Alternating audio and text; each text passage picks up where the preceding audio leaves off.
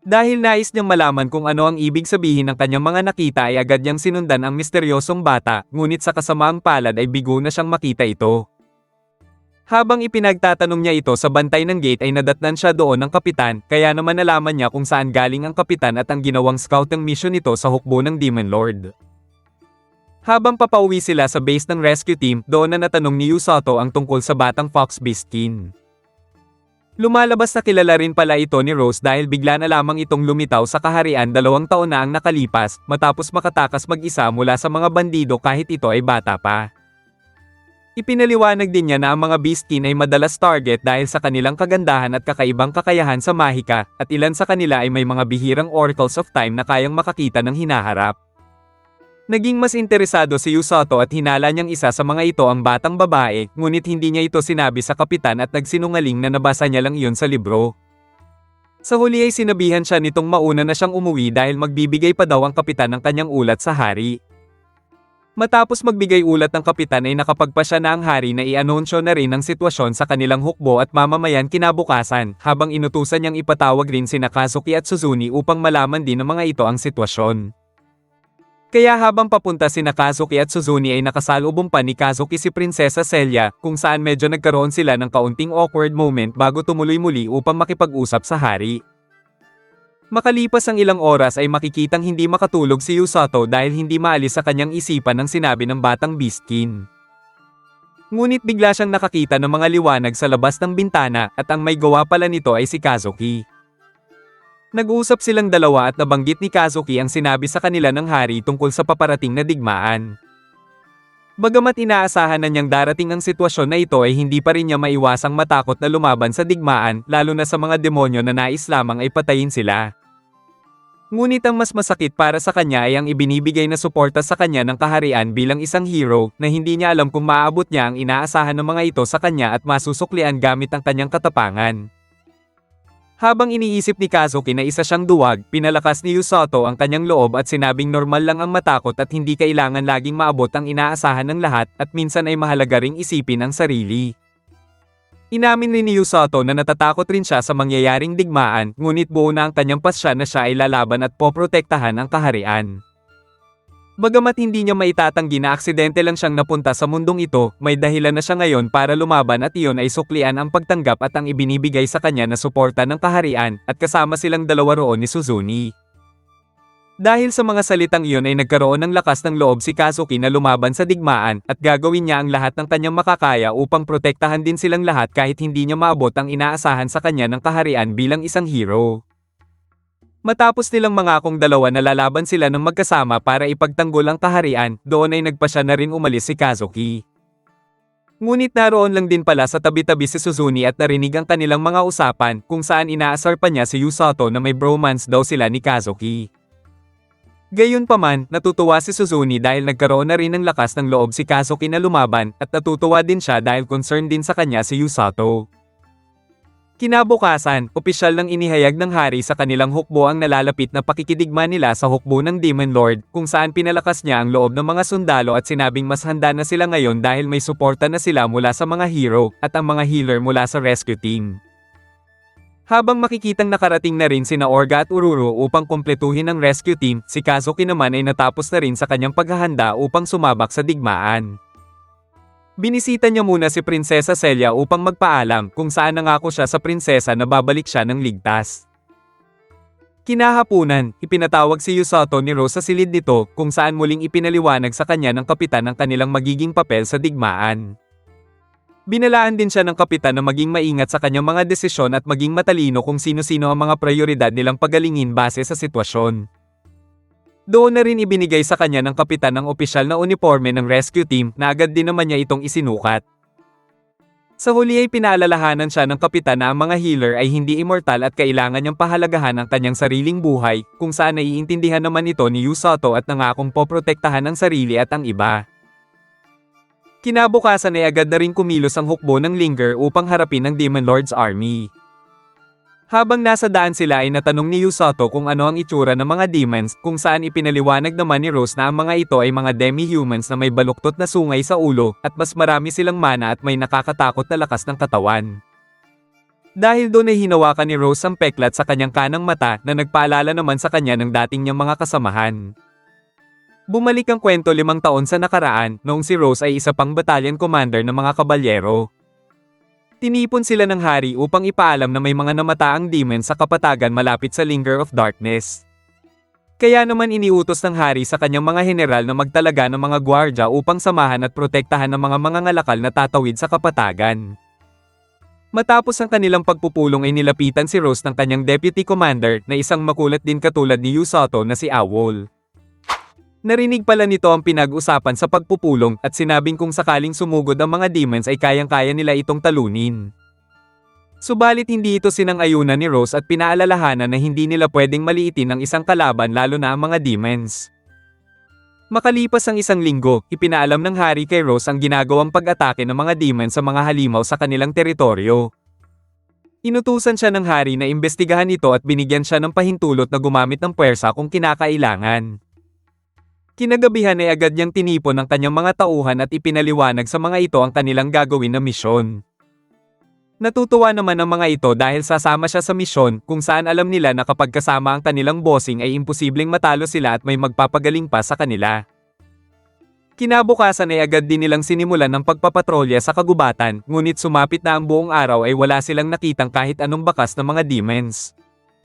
Kaya naman nagpasya na rin silang siyasatin ng kanlurang bahagi na siyang pinakadelikadong lugar sa kagubatan. Habang natutulog na ang iba nilang kasamahan, umupo si Owl sa tabi ni Rose at tinanong kung bakit siya ang pinili nitong deputy commander. Ipinahayag ni Owl ang kanyang pagdududa sa sarili, ngunit ipinaliwanag ni Rose na karapat-dapat siya sa posisyon dahil sa kanyang pagiging maaasahan at hindi pagsuko. Ibinunyag din ni Rose na balang araw ay balak niyang ipamana kay Owl ang posisyon bilang commander, na agad namang tinanggihan ni Owl dahil baka magrebelde lang ang kanyang mga kasamahan at isa pa ay siya lang ang kanilang sinusunod. Naalala pa ni Owl kung gaano katigas ang ulo niya noong una pa lamang siyang naging kabalyero, ngunit nagbago ang lahat sa kanya nang makilala niya si Rose. Bagamat may nakakatakot itong aura at may malaimpyernong pagsasanay ay ito lamang ang nakaintindi ng kanyang matigas na ugali, kaya naman siya lang ang kanyang susundin at wala nang iba pa. Gayunpaman, lumapit sa kanya si Rose at pinitik ang kanyang ulo dahil heto na naman daw siya at ayaw makinig. Sinabi sa kanya ni Rose na hindi siya nito pipiliin ng basta lamang para sa posisyon dahil ipinaunawa nito sa kanya na mayroon siyang lakas ng determinasyon na hindi sumuko at kakayahang magpatuloy na isang katangian ng pagiging isang leader. Kaya kung ipagpapatuloy niya yon ay makukuha niya rin ng tiwala mula sa iba at balang araw ay susunod din ang mga ito sa kanya. Kinabukasan ay inumpisahan na nilang tumungo sa kanlurang bahagi at doon ay natuklasan nila ang mga bakas at mga dugo sa paligid na kumpirmado ngang may nangyayaring pangangaso ng mga halimaw sa teritoryo ng mga tao. Nang bigla silang makarinig ng malakas na ungol ay agad nila itong pinuntahan kung saan doon ay nakumpirma nga nila na nanghuhuli ng mga halimaw ang mga demons. Ngunit hindi nagtagal ay naramdaman na rin sila ng pinuno ng mga demons, kaya wala nang nagawa ang buong grupo kundi magpakita. Tinanong ni Rose ang pinuno kung anong ginagawa nila sa teritoryo ng mga tao, ngunit tumanggi itong sabihin ang kanilang layunin. Sinabihan ni Rose ang pinuno na umalis na lamang upang maiwasan ang labanan, ngunit tumanggi ito at sinabing hindi nito hahayaang mabuhay sila matapos makita ang kanilang ginagawa. Inatasan ni Rose si Owl na gabayan ng kanyang mga kasamahan habang siya naman ang bahalang lumaban sa pinuno ng mga demons. Dahil sa kanyang matinding bilis at pisikal na lakas ay ikinagulat ito ng pinuno, ngunit gamit naman ang wind magic ng kalaban ay nagagawa nitong masangga ang kanyang mga pag-atake at naglalabas din ito ng matatalas na hangin. Sinubukan lumayo ng kalaban ngunit binato ito ni Rose ng mga malalaking puno hanggang sa tamaan ito sa ulo. Gayunpaman, nagawa pa ring makaligtas rito ng kalaban at ikinulong si Rose sa isang buhawi na may matatalas na hangin. Ngunit labis na ikinagulat ng demon nang makitang kayang pagalingin ni Rose ang sarili, kaya naman hindi pa rin ito nagawang pigilan si Rose na umatake. Dahil sa mga ipinakitang kakayahan ni Rose ay nakuha niya ang respeto ng kalaban, kaya naman dito na nito ipinakilala ang sarili bilang Nero, at inilabas ang kanyang demon sword mula sa lupa. Nang magpatuloy ang kanilang labanan ay napansin agad ni Rose na nagtataglay ng sumpa ang espada ni Nero, kaya napagtanto niya na hindi dapat siya tamaan nito. Muling umatake si Nero ngunit nagawa itong ma-counter ni Rose, dahilan upang tumilapon ang demonyo kung saan naglalaban ang kanilang mga tauhan. Pagbangon ni Nero ay nakita niya na nahihirapan pala ang kanyang mga tauhan sa pakikipaglaban mula sa mga tauhan ni Rose. Dahil doon ay inilabas na ni Nero ang isang nakakatakot na aura, kung saan kapansin-pansin na lumakas ang mga tauhan nitong demonyo at tila nawala ang mga ito sa sarili. Nang makita ito ni Rose ay susubukan niya sanang tulungan ng kakampi, ngunit agad siyang pinigilan ni Nero. Dahil doon ay nagawang paslangin ng isang demon ang isa sa kanyang mga kasamahan, kung saan nagdala ito ng takot at panik sa buong grupo, kaya naman ilan pa sa kanyang mga kasamahan ang napaslang ng mga demons. Sa sobrang galit ni Rose ay nawala siya sa composure at sinugod niya kaagad si Nero, ngunit sinamantala ito ng demon at tinusok ang isa niyang mata gamit ang sinumpang espada nito. Dahil doon ay hindi na niya magawang pagalingin ang sarili, kung saan ipinaliwanag ni Nero na kayang putulin pansamantala ng kanyang espada ang daloy ng mana sa katawan ng isang nilalang. Muli sana siyang tutulong ngunit muli din siyang pinigilan ni Nero, kaya naman ilan pa sa kanyang mga kasama ang nasawi. Sa sandaling tatapusin na siya ni Nero ay biglang pumagitna si Owl at ito ang tinamaan ng isang nakamamatay na atake. Doon na rin niya napansin na lahat pala ng kanyang mga tauhan ay nasawi na sa laban kasama ng mga tauhan ni Nero. Habang nakaluhod si Rose sa harap ni Owl at nagsisisi sa kanyang kahinaan, muli na sana siyang tatapusin ni Nero ngunit nagawa niyang masangga ang espada nito. Dahil sa kanyang galit ay nagawa niyang makuha kay Nero ang espada nito at winagayway ang demonyo na parang hotdog pillow. Sa huli ay naitapon niya ito sa puno at tinusok gamit ang sariling espada nito. Ngunit bago pa man niya tapusin si Nero ay ikinagulat niya nang biglang lumitaw ang batang si Amelia at tinulungan nitong makawala si Nero.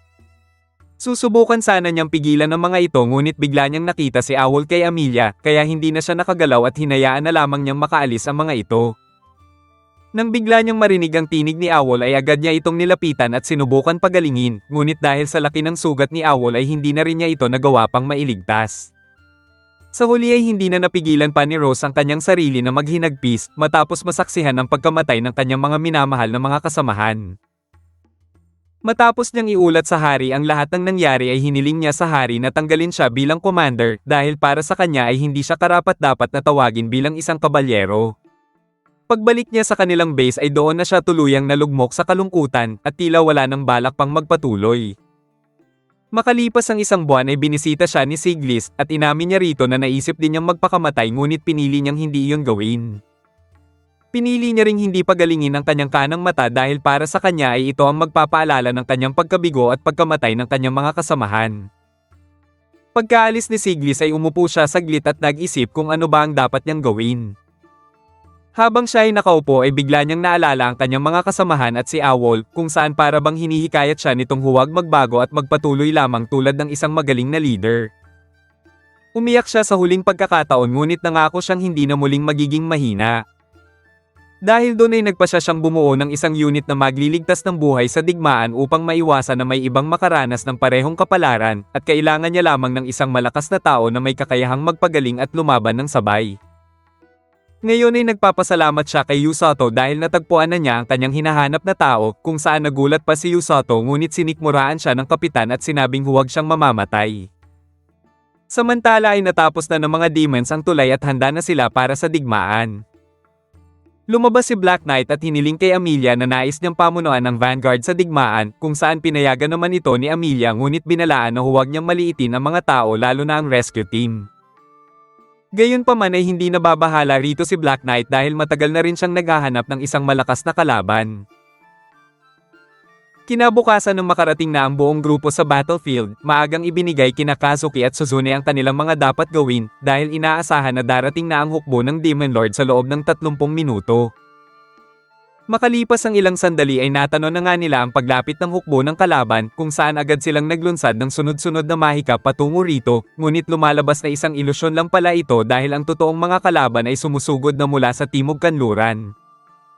Samantala, inatasan na ni Rose ang mga naka-black uniform na tumungo na sa battlefield upang kunin ang mga sugatan at dalhin ang mga ito sa infirmary, kung saan naman pagagalingin ni Orga at Ororo.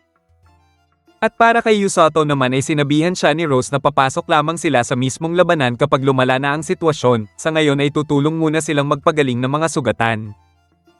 Ilang minuto lang ang lumipas ay nagsimula nang dumating ang mga sugatang sundalo at agad din nilang sinimulan ang kanilang trabaho.